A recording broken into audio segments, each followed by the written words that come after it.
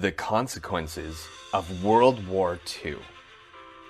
In this video, we will examine the immediate consequences of World War II, the Nuremberg Trials, the occupation of Japan and Germany, the birth of the United Nations, and the Universal Declaration of Human Rights.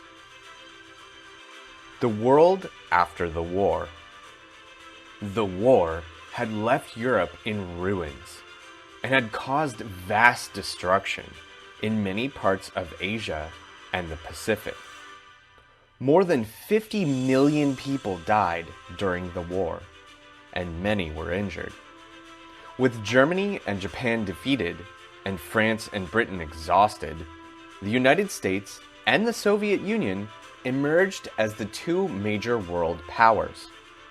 With the collapse of European powers, there was a sudden wave of decolonization, as the remaining British and French colonies in Asia and Africa started actively demanding their independence. Even the United States granted the Philippines its independence in 1946. As the war was closing, the world witnessed the destructive power of the atomic bomb and the lasting effects of radiation in the aftermath of the explosion.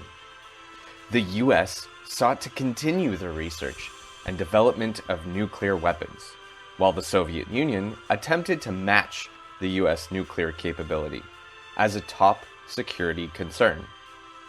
The result would be an arms race like no other.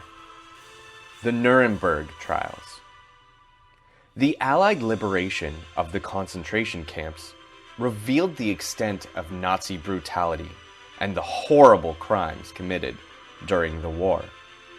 The Allied nations sought to promote international justice by putting surviving Nazi leaders on trial for crimes against humanity.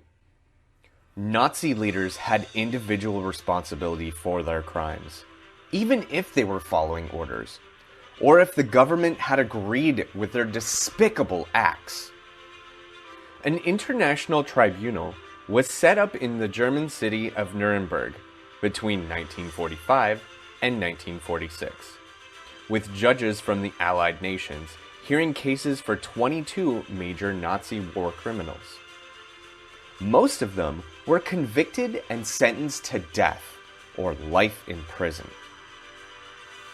Hermann Göring, one of the top Nazi officials and head of the Luftwaffe, was sentenced to death, but committed suicide just before the execution.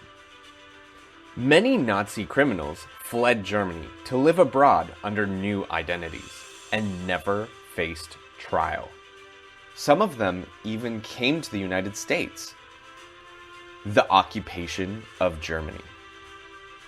After the war, all the territories that had been occupied by the Nazi regime during the war were returned, and Germany's eastern border was changed, with Poland and the Soviet Union gaining territory.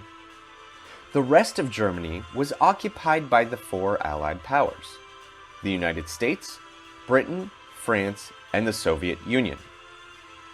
Each country established its own occupation zone, and the German capital, Berlin, was similarly divided into four different sectors.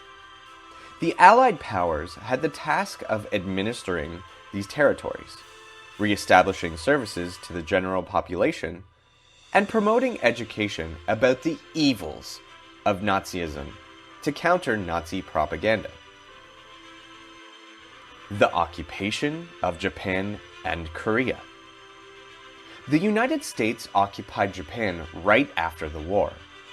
General MacArthur was placed in charge of rebuilding the country. Japan adopted a new constitution, becoming a democracy and renouncing the use of war and nuclear weapons. Under the peace agreement, Japan was forbidden to keep an army or a navy, except for peacekeeping purposes. The territories of the Japanese Empire were taken away, and its military leaders also faced trial. Korea which had been ruled by Japan until 1945, was also occupied.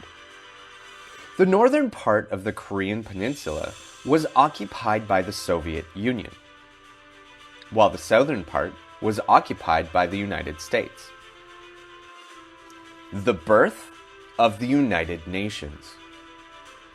Despite the failures of the League of Nations, the Allies were committed to form a new international organization for the purpose of international cooperation and peacekeeping. President Roosevelt was determined to ensure that the United States would participate, and diligently tried to avoid the mistakes of former President Wilson.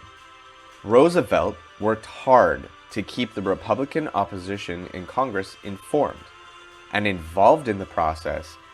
Roosevelt deemed the Soviet Union presence as a member as vital for the UN and constantly negotiated with Soviet leaders and diplomats.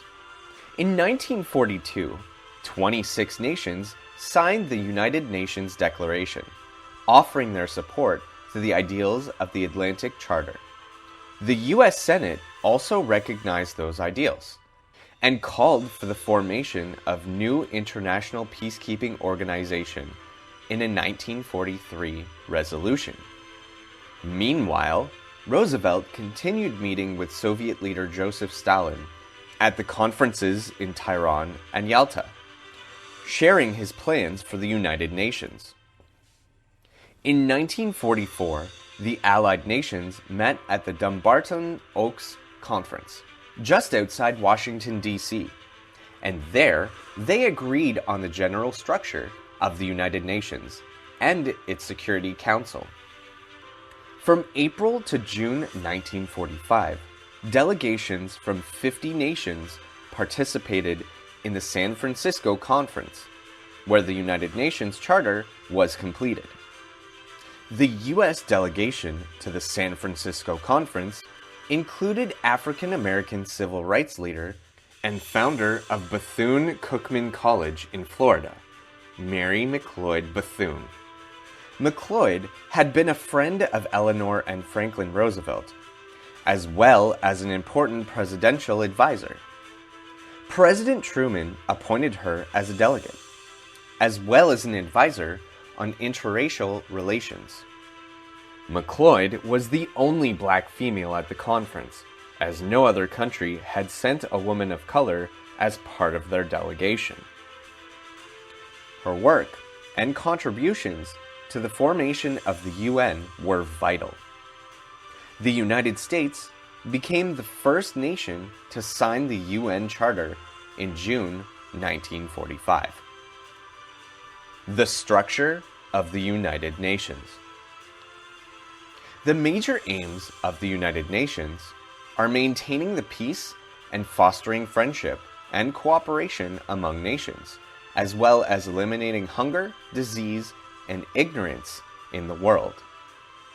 Even though the United Nations, just like the League of Nations, relies on the concept of collective security, the UN does have its own peacekeeping forces, contributed by the member nations. The UN General Assembly serves as the organization's main deliberative and representative organ. All member nations belong to the General Assembly. The UN Security Council conducts all peacekeeping and security operations. The Council has 5 permanent members, as well as 10 other member countries, which are elected every 2 years. The 5 permanent members, the United States, Great Britain, Russia, China, and France, enjoy special powers, including veto power over all UN peacekeeping operations.